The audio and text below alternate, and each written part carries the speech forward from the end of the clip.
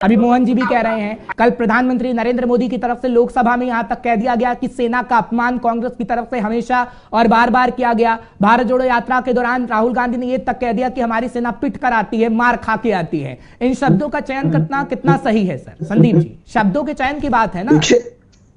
बड़ी बड़ी बड़ी विनम्रता के साथ एक आग्रह करूंगा कि अगर आप मुझे, जैसे आपने मोहन जी को सुना वैसे ही मुझे सुनेंगे, ठीक है? तभी मैं बोलूं, अन्यथा आप ठीक है। लेकिन अगर डिफेंस एक्सपर्ट मेरे साथ जुड़ जाएंगे तो मैं आपको टोक दूंगा सर। आप अपनी बात को पूरा बिल्कुल। अरे हाँ। बिल्कुल, उनकी बात में जो मैंने कहा, डंके की चोट पे कहा, अगर मेरी बात गलत निकल जाएगी तो मैं माफी मांग के जाऊंगा और वो जरूरत नहीं पड़ेगी, अन्यथा आप माफी मांग लीजिएगा। ठीक है संदीप, चलिए। अब बात आप कह रहे हैं कि सेना के अपमान की। सेना का अपमान वहां पर होता है जहां पर आप सेना के अधिकारों में कटौती कर देते हैं, उनकी सैलरी खा जाते हैं, आप जो है उनको पेंशन ना देने पड़े, इसलिए। ठीक है संदीप जी, मैं माफी चाह रहा हूँ आपसे। मेरे साथ डिफेंस एक्सपर्ट जुड़े हैं, मैं माफी चाह रहा हूँ, मैंने आपको पहले ही बोला था। राम श्रीवास्तव जी इस वक्त मेरे साथ जुड़े हुए हैं। राम जी, आपका स्वागत कर रहा हूँ। इस वक्त आप मेरे साथ फोन लाइन पर हैं। संदीप जी ये कह रहे हैं कि अगर कुछ भी होता है एलएसी एलओसी पर तो सरकार की तरफ से कहा जाता है कि भैया ये बयान दीजिए। ऐसा होता है क्या, या सिचुएशन के हिसाब से सेना खुद बताती है कि हाँ ये स्थिति है, प्रेस कॉन्फ्रेंस के माध्यम से, जैसे तवांग मुद्दे पर बताया? राम जी ये जो कुछ बातें हो रही हैं, ऐसा लगता है कुछ हवा में बातें हो रही हैं, और इस तरह की राजनीतिक तुष्टीकरण के लिए, अपनी खींच निकालने के लिए शायद लगता है इस तरह के अनर्गल आरोप लगाए जाते हैं और सेना का नाम लेकर अनावश्यक रूप से गलतफहमी फैलाई जाती है। अच्छा तो ये हो कि जिम्मेदार लोग जो विपक्ष में बैठे हैं उनको पहले फैक्ट फाइंडिंग कर लेना चाहिए कि चीन अगर कब्जा कर रहा है तो कहाँ तक किया था, कब किया था। 1962 के बाद तो 1 इंच नहीं बढ़ा। सरकार के आंकड़े, सेना के अधिकारियों के वक्तव्य, वो सब झूठे हैं, इनकी बात सही है। एक आम नागरिक इन चीजों से कभी भी जो है भटकेगा नहीं। ये अपने पैर में खुद कुल्हाड़ी मार रहे हैं, ये उस डाल पर बैठे हैं, उसी डाल को काट रहे हैं। इनको ये नहीं पता है कि आज जनता राष्ट्र के प्रति कितनी संवेदनशील है। पूरी दुनिया में इस समय भारत का नाम जो है सबसे ऊपर चला जा रहा है। जो कहती है वो सरकार बुलवाती है, हाँ ये कह रहे हैं। गलत है। कांग्रेस, हमारी सेना, हमारे देश की सेना पर हमको गर्व है। वो वही बात कहेगा जो सही है। सरकार के हाथ में ऐसा कुछ भी नहीं है।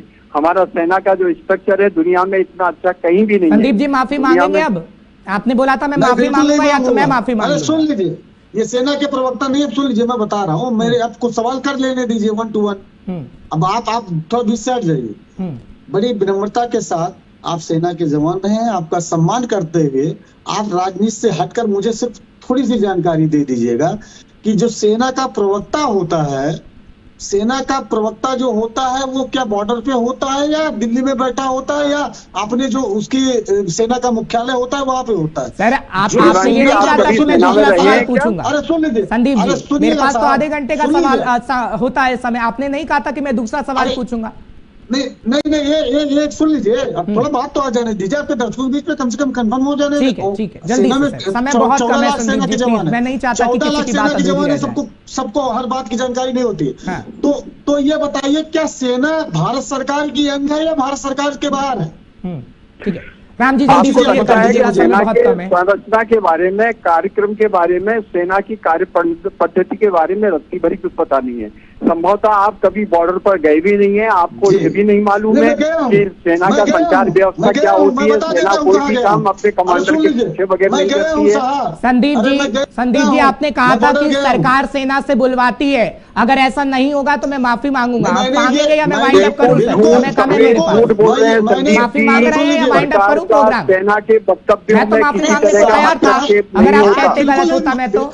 मैं कह रहा हूं, मैं आपको माफी मांगने पे मजबूर कर दूंगा और इस मुद्दे पे चैलेंज के साथ। अब सर 3 घंटे में मजबूर करेंगे क्या? आपने तुरंत बोला, मैंने डिफेंस एक्सपर्ट को जोड़ा, वो कह रहे हैं ऐसा नहीं होता है। मैं किसको जोड़ूं? प्रधानमंत्री नरेंद्र मोदी को अपनी डिबेट में बुला के आपको आश्वासन दूं क्या? सेना के प्रवक्ता है, आप ये बताइए। राकेश जी जल्दी से, आप कुछ कह रहे हैं फिर मैं वाइंड अप कर रहा हूँ। राकेश जी, राकेश जी, संदीप जी कह रहे हैं 2 और 2 4 भी नहीं होते, 2 और 2 5 होते हैं, और ये सबको मनवाना चाहते हैं कि 2 और 2 4 नहीं होते, 5 होते हैं। तो संदीप जी के कहने से सब कुछ नहीं चलेगा। संदीप जी को सुनना समझना पड़ेगा। और कांग्रेस की सबसे बड़ी गलती ये है कि कांग्रेस पार्टी अभी भी देश की भावनाओं को, देश की बात को समझने इतिहास के संदीप जी आपसे रिक्वेस्ट है, सेना का सम्मान करिए। आप विपक्ष में हैं, मोदी जी से नफरत करिए, बीजेपी से नफरत करिए, लेकिन जब एक डिफेंस एक्सपर्ट कुछ कहता है तो उसे मानिए। आपने डंके की चोट पर कहा था कि मुद्दे की बात में मैं माफी मांगूंगा, अगर आप माफी नहीं मांगना चाहते हैं तो सर वो आपके ऊपर है। मैं आपका फिर भी बहुत बहुत शुक्रिया अदा करता हूं कि आप मेरी डिबेट में आए हैं और आपने सभी सवालों के जवाब दिए हैं। बहुत बहुत शुक्रिया। राकेश जी आपका बहुत बहुत शुक्रिया। संदीप जी आपका बहुत बहुत शुक्रिया। मोहन जी आपका बहुत बहुत शुक्रिया। समय मेरे पास इतना ही था, समय की